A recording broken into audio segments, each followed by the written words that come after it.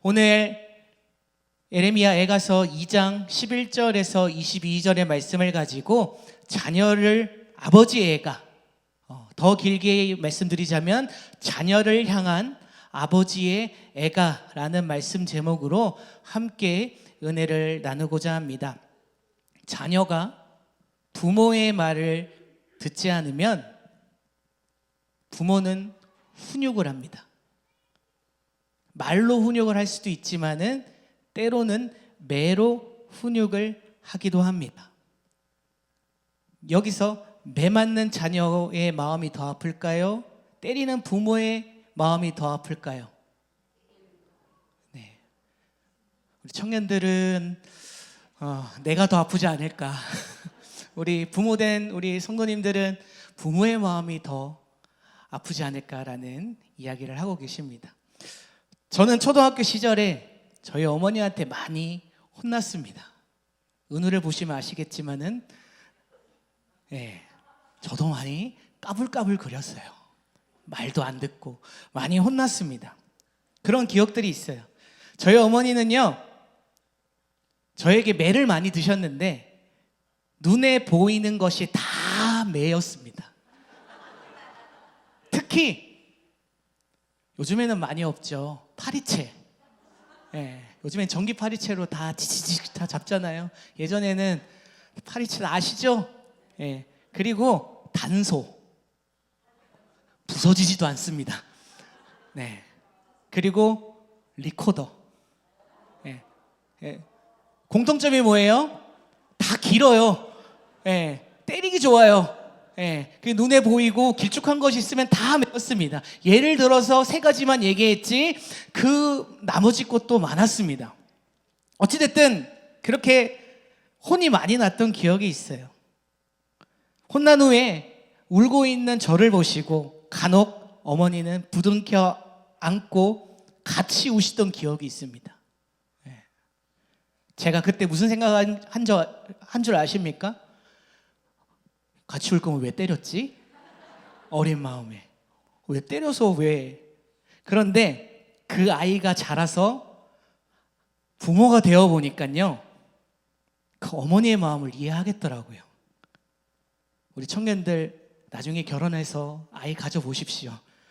부모의 마음이 더 아픕니다. 너무 마음이 아팠습니다. 제가 은우를 자주는 아닌데 간혹 매로 훈육을 해요. 하고 나서 울고 불고 엄마한테 달려가면 제 마음이 더 아프더라고요. 우리 청년들이나 간혹 성도님들 그러면 안 때리면 되는 거 아니야? 라고 생각할 수 있지만은 자녀를 위해 필요한 훈육은 마음이 아프지만 꼭 해야 합니다. 우리를 자녀 삼으신 하나님 역시 그러셨습니다. 예레미야 애가서는요, 그토록 아름답고 영화로웠던 하나님의 도성 예루살렘이 바벨론 제국에 의해서 참담하게 파괴되고 멸망당한 현실을 처절하게 슬퍼하며 애절한 눈물로 노래한 책이 바로 예레미야 애가서입니다.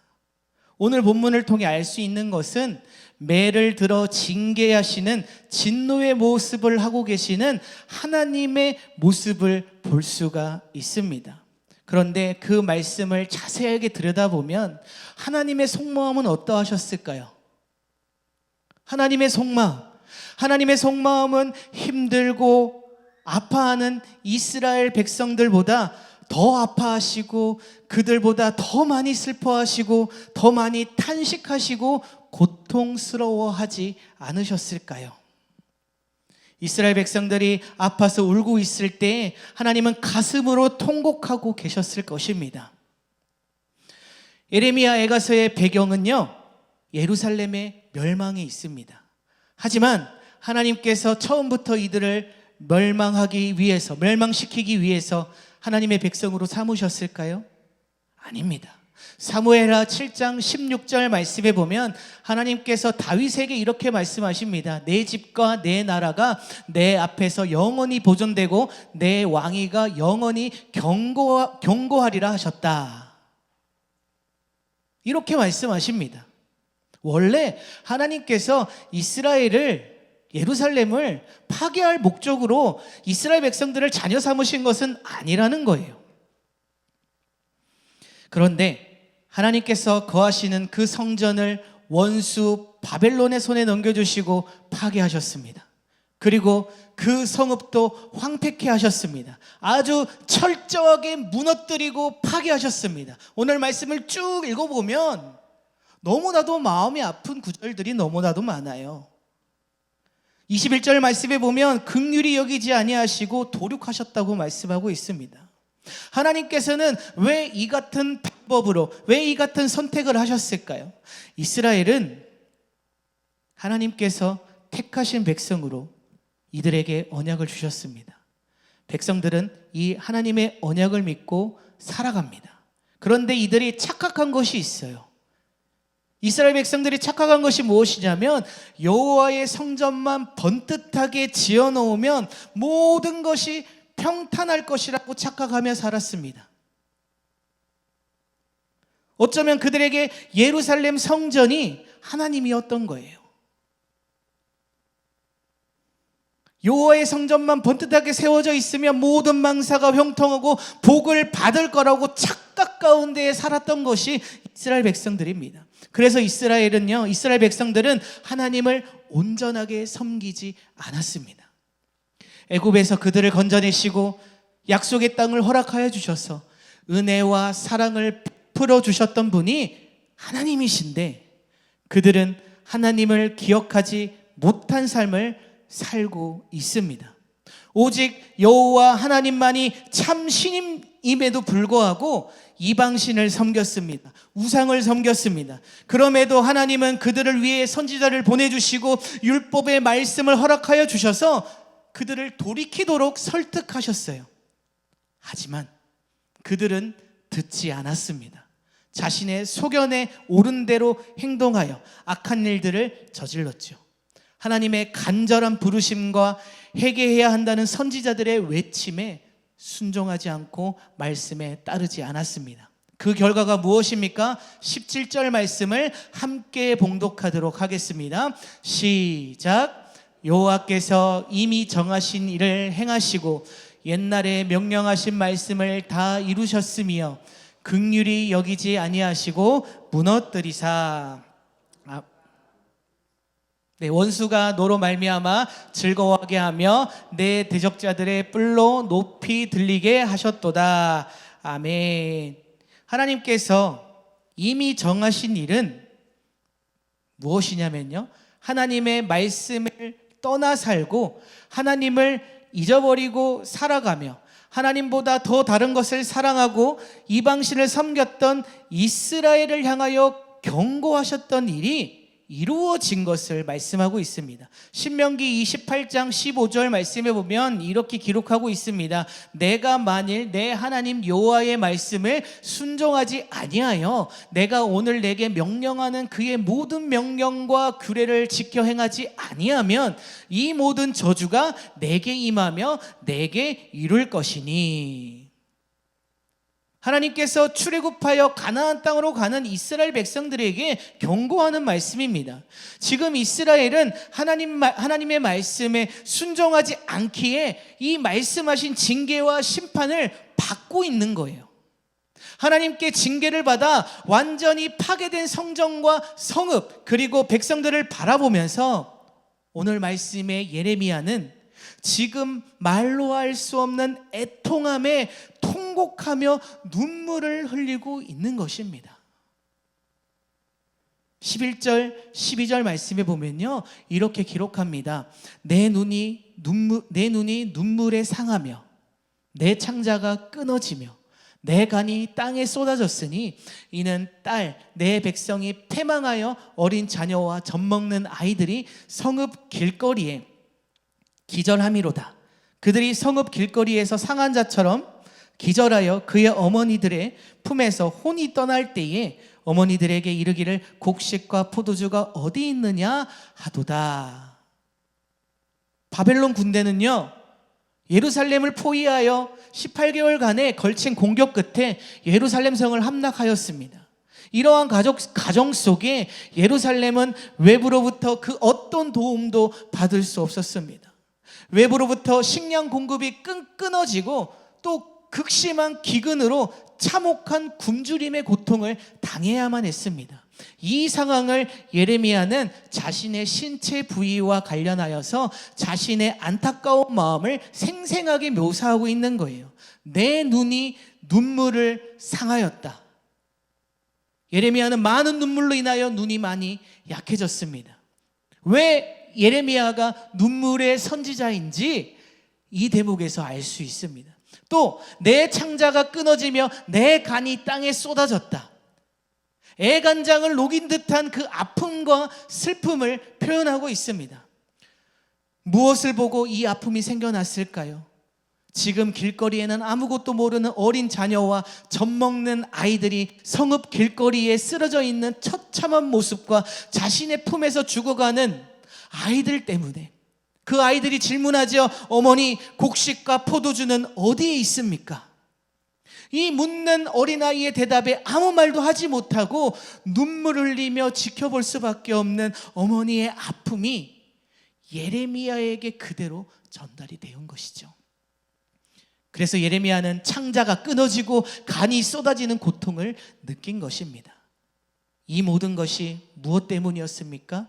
죄의 대가였습니다. 이스라엘 백성들의 죄로 인하여서 이 모든 일들이 벌어졌다라는 것이죠. 율법을 지키고 하나님 말씀에 순종하면 복을 누릴 수 있는 삶을 살 수 있음에도 불구하고 하나님을 신뢰하지 못하고 이방 우상신을 섬긴 이스라엘 백성들이었습니다. 거짓 선지자들은 회개할 것보다 지금 잘하고 있어. 누가요? 거짓 선지자들이요. 평안을 이야기하였습니다. 왕들 또한 하나님을 의지하지 않고 강대국을 의지하며 살았습니다. 왕도 백성들도 모두가 악한 길에서 돌이키지 않고 자기 멋대로 살아가다가 멸망의 길로 들어선 것입니다. 먼 훗날 이제 포로가 되어서 바벨론의 포로가 되어서 70년 뒤에 되돌아오지요. 먼 훗날 포로 생활을 마치고 돌아오는 이스라엘 백성들은 이 애가를 보고 하나님을 향한 자신들의 지난 과거의 잘못을 깨닫지 않을까요? 조상들의 죄악으로 인하여서 징계와 심판을 받았음에도 하나님은 선민 이스라엘을 사랑하시고 은혜를 베풀어 주셔서 다시 일으켜 세우셨음을 기뻐하며 이 애가를 부르고 있지는 않을까요? 그렇게 여러분들에게 말씀드리고 싶은 것은 현재도 중요하고 다가오는 미래도 중요합니다. 하지만 지난날을 돌아보고 반성하지 않는다면 더 나은 내일은 없을 것입니다. 우리의 신앙도 마찬가지로 하나님 앞에 내가 온전히 서도록 하나님의 말씀을 지키며 순종하며 살아가고 있는지 점검하며 나아가야 될 것입니다. 무작정 내가 나 잘하고 있어 달려나아가는 것이 아니라 점검하면서 나아가시길 간절히 축복합니다. 그러면 무엇을 점검해야 될까요? 우리 역시 죄로 인해 죽을 수밖에 없는 죄인임을 항상 고백해야 됩니다. 나 역시 하나님의 율법을 어기고 모른 척하며 악한 길로 걸어갔던 나의 모습을 되돌아봐야 합니다. 내가 받은 구원을 당연하게 생각하면 안 됩니다. 우리가 자격이 있어서 구원받은 것이 아니에요. 하나님께서 나를 불쌍히 여기셔서 독생자 예수 그리스도를 이 땅에 보내주시고 십자가에서 우리의 죄를 담당하여 주셨습니다. 그렇기 때문에 우리는 구원이라는 것을 받았고 영생을 얻었고 이 사실 믿으면 하나님의 자녀로 다시 살아갈 수 있다라는 거예요. 이 사실을 우리가 계속해서 되돌아보고 되새기지 않으면 우리의 믿음은 계속해서 제자리에 머물러 있을 수밖에 없습니다. 사랑하는 우리 성도 여러분, 우리가 사순절을 보내고 있습니다. 오늘이 사순절 5번째 주일입니다. 다음 주에는 종료주일이고요. 2주 후에는 부활주일입니다. 이제 2주 남았습니다. 우리가 새벽 예배 사순절 새벽 기도회를 보내고 있습니다. 또 한 주 지나서 우리가 고난주간 특별 새벽 기도회로 우리가 함께 기도할 겁니다. 또 성금요일, 예수님께서 돌아가신 성금요일에 우리가 예전 중심으로 해서 성찬식으로 우리가 성금요일 예배를 드릴 겁니다. 왜 이렇게 예배를 드립니까? 왜 우리가 기도하며 나아가야 됩니까? 예수 그리스도가 우리를 위해서 죽으신 것을 우리가 기억하기 위하여서. 기억하고 끝나는 것이 아니라 믿음으로 온전히 예수 그리스도의 길을 나아가기 위해서 우리가 기억하고 나아가는 것임을 믿으며 더욱더 주님 앞에 온전히 모든 것을 맡기고 나아가시는 사랑하는 성도 여러분들 되시기를 주님의 이름으로 간절히 축복합니다. 마지막으로 우리가 예레미야 애가의 말씀을 묵상하며 나를 향하신 하나님의 그 크신 은혜를 기억하며 감사해야 합니다. 또 하나님의 말씀을 붙잡고 살아가기 위하여서 소망하며 나아가야 됩니다. 이제 예레미야는 백성들에게 간절한 마음으로 권면합니다. 18절 19절 말씀을 함께 읽어보도록 하겠습니다. 시작. 그들의 마음이 주를 향하여 부르짖기를 딴 시온의 성벽아 너는 밤낮으로 눈물에 흘릴지어다. 스스로 쉬지 말고 내 눈동자를 쉬게 하지 말지어다. 초저녁에 일어나 부르짖을지어다. 내 마음을 주의 얼굴 앞에 물 쏟아 할지라오다. 갓길 어귀에서 주려 기진한 내 어린 자녀들의 생명을 위하여 주를 향하여 손을 들지어다. 아멘.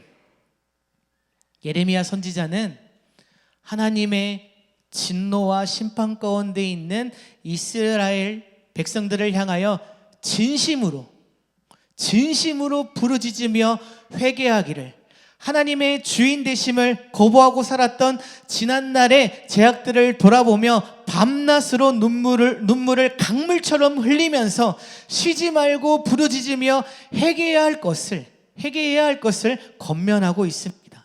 언제부터요? 초저녁부터. 초저녁이 몇 시부터 몇 시까지입니까? 6시부터, 저녁 6시부터 밤 10시까지를 우리가 보통 초저녁이라고 합니다. 이 시간, 이 초저녁 시간부터 기도하며 주님 앞에 나아가기를 예레미야 선지자는 말하고 있습니다. 이렇게 말하는 이유가 무엇입니까? 편히 쉬고 있을 시간이 없음을 말하고 있습니다.